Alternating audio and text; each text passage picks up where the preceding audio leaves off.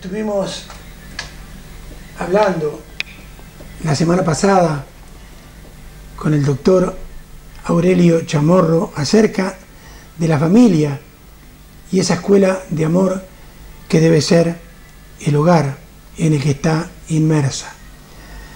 Pero ante todo queremos hacer una aclaración que nos parece a todas luces pertinente. Durante mucho tiempo vino a nuestro programa, y esperemos que siga viniendo de futuro, el psicólogo don Juan del Amor, que tanto y tanto importante nos trajo con sus conocimientos, con la obra didáctica que hizo en nuestro programa. Pero en cada uno prácticamente de ellos, nosotros les dijimos a ustedes que ni Juan del Amor ni nosotros nos creemos dueños de la verdad. Simplemente intentamos traerles a ustedes lo que nosotros pensamos acerca de cada uno de los temas que abordamos. Y ahora estamos, repito, con nuestro buen amigo Aurelio Chamorro, que nos está hablando acerca de esa escuela de amor que es el propio hogar de los niños y los adolescentes.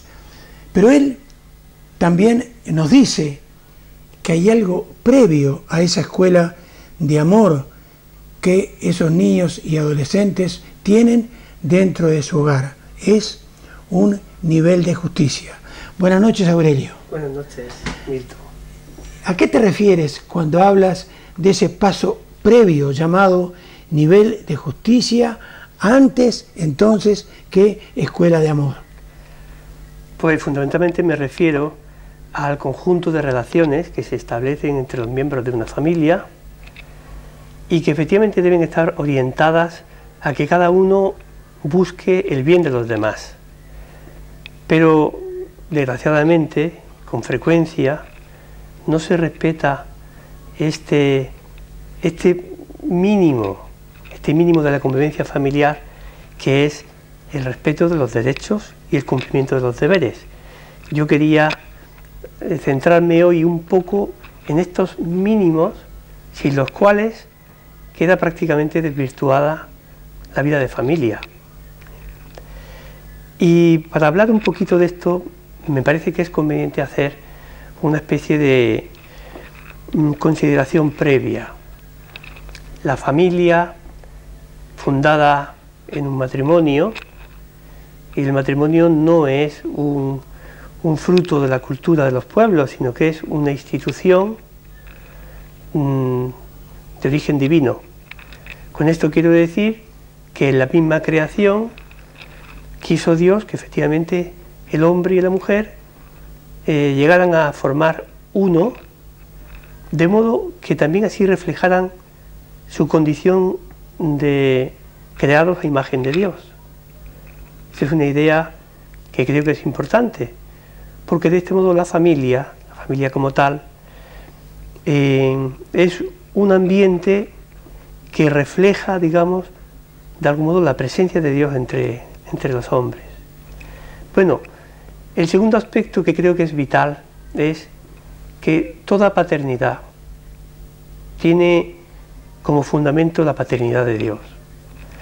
Los padres, es cierto, somos padres de nuestros hijos porque hemos colaborado al crearlos con una decisión libre, personal.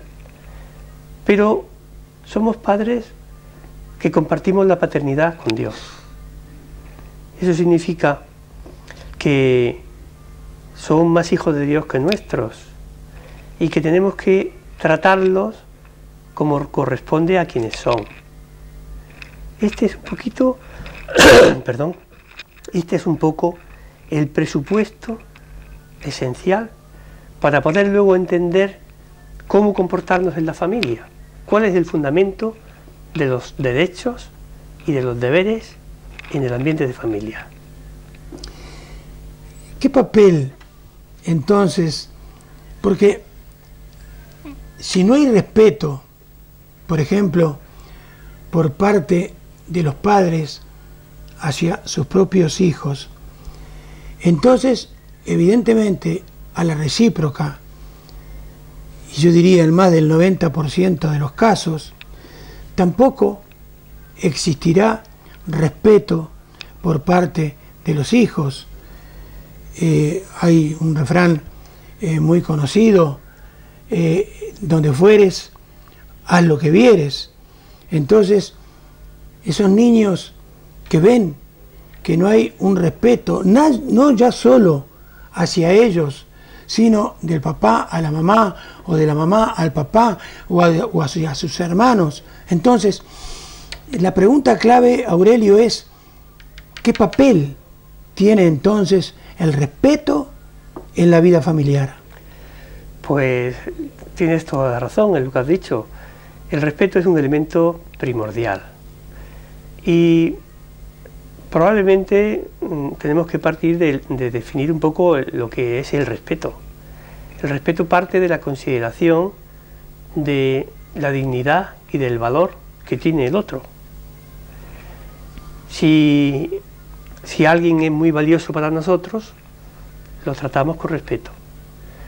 Y en la familia, como he comentado antes, hablando de estos presupuestos, los padres deben aprender a ver a los hijos, a pesar de su comportamiento a veces incorrecto, quiénes son, quiénes están llamados a ser. Quiere decir que la consideración de que son hijos de Dios, que significan mucho para Él, que están llamados a compartir la vida divina, pues es el fundamento del respeto con el que los padres deben mirar a los hijos. Y ese respeto es clave, porque ya de por sí es un elemento educativo. Los hijos, es verdad, van descubriendo su propia identidad mirándose en el espejo de los padres y de las demás personas que los tratan. Cuando los padres los miramos como alguien de valor incalculable, ellos van asumiendo su identidad. Cuando los padres los despreciamos, los tratamos como un objeto o como un inconveniente, como un problema familiar, ellos difícilmente llegarán a tomar conciencia de quiénes son y de la importancia de sus vidas. Por tanto, pienso que el respeto es un elemento verdaderamente clave en la educación. Pero de todas maneras, y perdona que te corte, sí. Cuando un niño, cuando un adolescente ve que el papá o la mamá tienen un comportamiento verdaderamente irrespetuoso, no ya solo dentro de las fronteras familiares, sino que cuando trascienden el hogar y viven una vida absolutamente irrespetuosa, ¿qué respuesta entonces tienen que tener esos niños?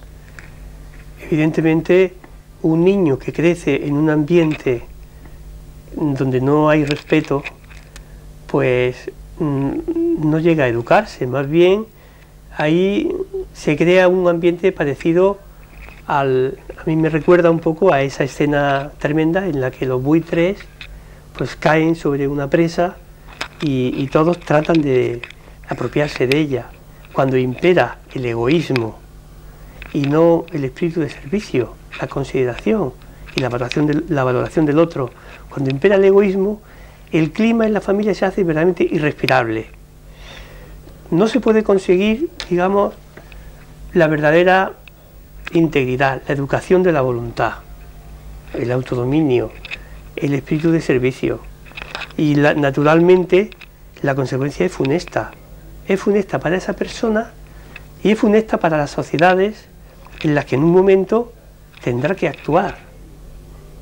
O sea, que el respeto es un elemento indispensable para cualquier tipo de educación. Y me hablabas de deberes, utilizaste el vocablo deberes. ¿A qué deberes te referiste? Bueno, pues Evidentemente hay deberes de los padres hacia los hijos y hay deberes de los hijos hacia los padres. Primero son los de los padres hacia los hijos. Los padres entre sí tienen el deber de quererse, de respetarse, de ayudarse, como efectivamente lo dicen claro en el momento en el que se casan. Pero luego, con respecto a los hijos, los padres tienen un deber muy grave, que está por encima de la misma manutención. A veces puede ocurrir que los padres consideren que cumplen con su papel de padres, pues sacando adelante en lo material a los hijos, pero no es así. Por encima de ese aspecto, los padres tienen un gravísimo deber de educarles. Y quiero subrayar que este deber corresponde a un derecho que tienen los hijos a ser educados de acuerdo a su propia identidad, al fin último al que deben aspirar y al bien de las sociedades de las que un día van a formar parte, al bien de la familia, al bien de la sociedad. De esta manera, efectivamente, el ambiente de la familia se convierte también en una escuela de ciudadanos y en una escuela de padres.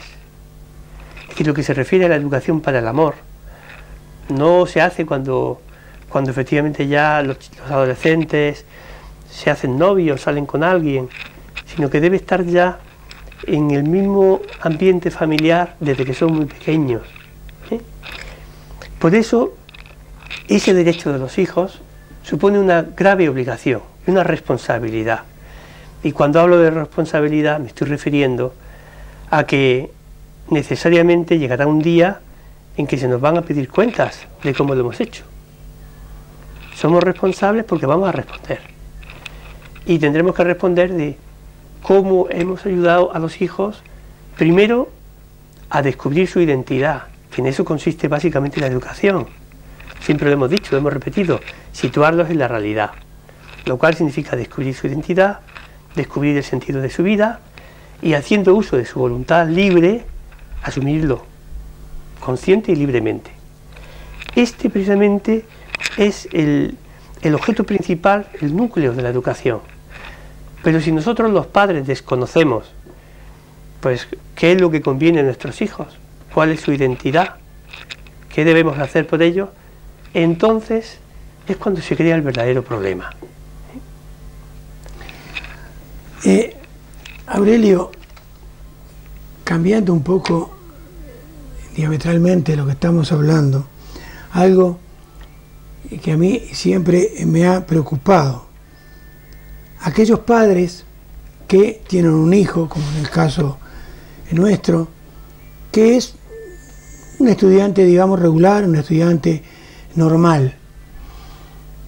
Uno debe incentivarlo desde el punto de vista material, por ejemplo, decirle, mira, si pasás el año te vamos a regalar un televisor, un coche. ¿Qué importancia tiene lo material? Nosotros, por lo general, con mi señora, con nuestro hijo que está estudiando, no le decimos absolutamente nada. Después de los resultados obtenidos, nosotros siempre con algún presente nos aparecemos.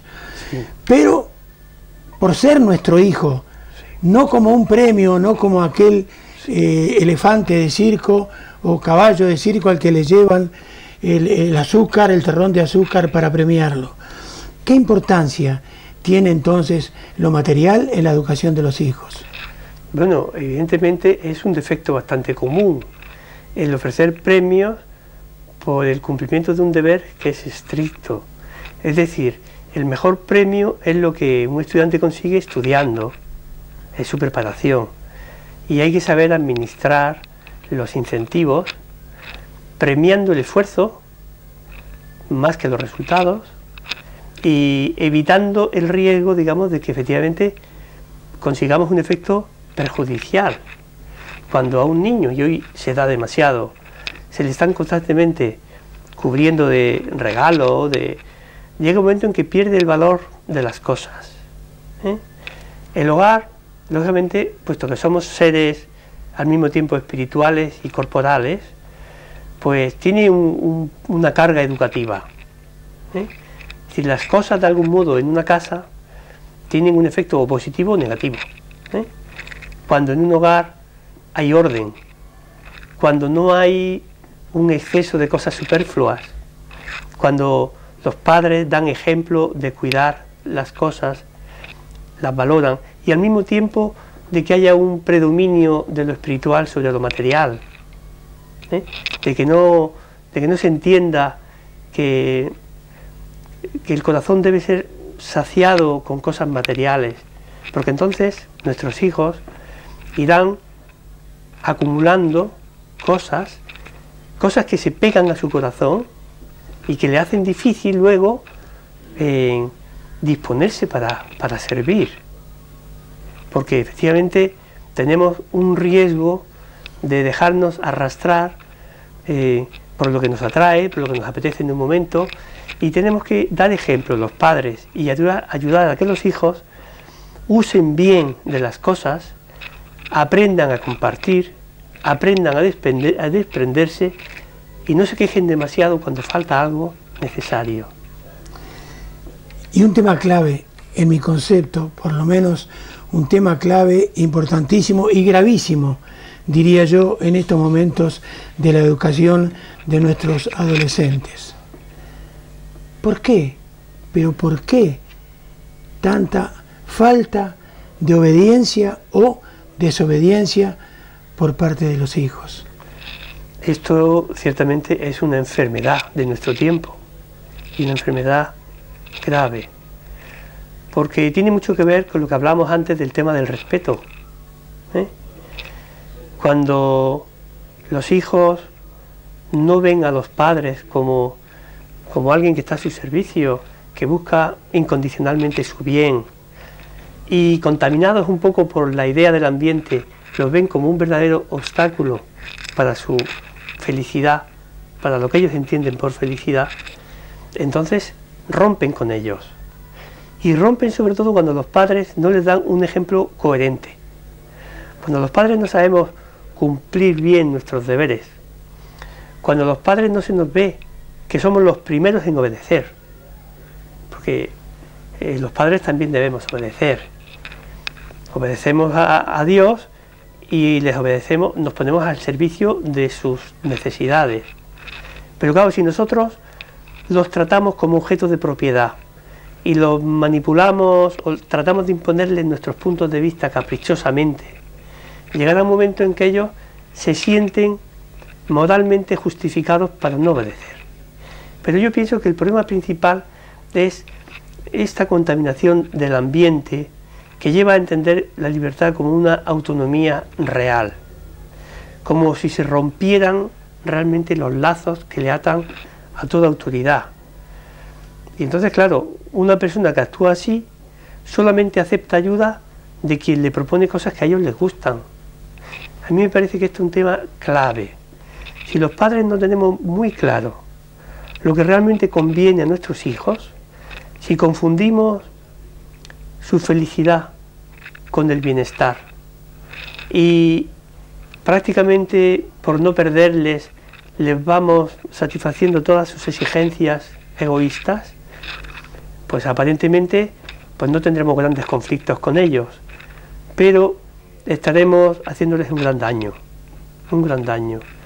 Los hijos necesitan que los padres seamos firmes, que establezcamos unas normas que están orientadas a su bien. Y eso no ocurre si nosotros no las conocemos. Yo pienso que el problema principal de los padres es que no tienen claro muchas veces lo que conviene. Y se encuentran un poco agobiados porque ven que los hijos se les van y piensan que la única manera de que no se les vayan es atender a sus ruegos. Pero es preferible, pienso yo, digamos, que los hijos momentáneamente nos desprecien o nos rechacen, a que nos desprecien y nos rechacen para siempre, cuando ellos crezcan y comprueben que no los hemos querido bien, que aun sabiendo cosas que le convenían, no hemos sabido mantenernos firmes en ello. Yo creo que cuando los hijos tratan de esclavizar a los padres para que hagan lo que a ellos les conviene, lo que a ellos les apetece, los padres deben aprender también a no responderles con la misma agresividad que ellos pueden actuar, ¿no? Ahora, dime. Aurelio, y esta última pregunta por la noche de hoy, entiendo que es clave también para que me contestes si es difícil también para ti, aunque sé que tienes muchos vericuetos para poder salir airoso de cuántas preguntas te hacemos. ¿Cómo se puede facilitar entonces, Aurelio, la obediencia de esos hijos cuando en realidad ellos se suben al carro de lo que se llama libre albedrío? ¿Cómo se puede entonces facilitar esa obediencia? Pues en realidad habría que plantearse esa cuestión no en el momento en que se plantean los problemas graves, digamos, en la adolescencia. La preparación de la obediencia es un tema que debe venir de muy lejos. Cuando los padres hemos sabido respetar y promover la libertad de los hijos y les hemos ayudado a que ellos en un momento dado lleguen a la convicción firme de que no les imponemos nuestra voluntad, sino que siempre procuramos lo que más les conviene, entonces ya hemos ganado bastante. Luego, a la hora de la verdad, cuando tenemos que mandar, hay formas de mandar. Hay formas de mandar que son humillantes, en las cuales uno prácticamente está anulando al otro, imponiéndole abiertamente su voluntad. Esa no es una buena fórmula. Para poder mandar bien, mandamos a personas que son libres. Eso quiere decir que tenemos que pasar a través de su cabeza. Tenemos que intentar transmitirles los argumentos que a nosotros nos llevan a pedirles eso. Y por tanto tenemos que tener paciencia. Y que ellos tengan claro que en ningún caso queremos decidir por ellos, que lo único que buscamos es enriquecer su planteamiento para que elijan bien. Y esto, por tanto, digo que es un proceso que viene de largo, cuando los padres a lo largo de los años han sabido respetar, promover la educación desde pequeños, la educación en la libertad. Entonces llegará un momento en que, aunque los hijos estén sometidos a grandes tensiones por su adolescencia, pues sabrán recurrir a los padres en los momentos en los que ellos necesitan. Pero yo ya digo que es mucho más difícil mandar que obedecer.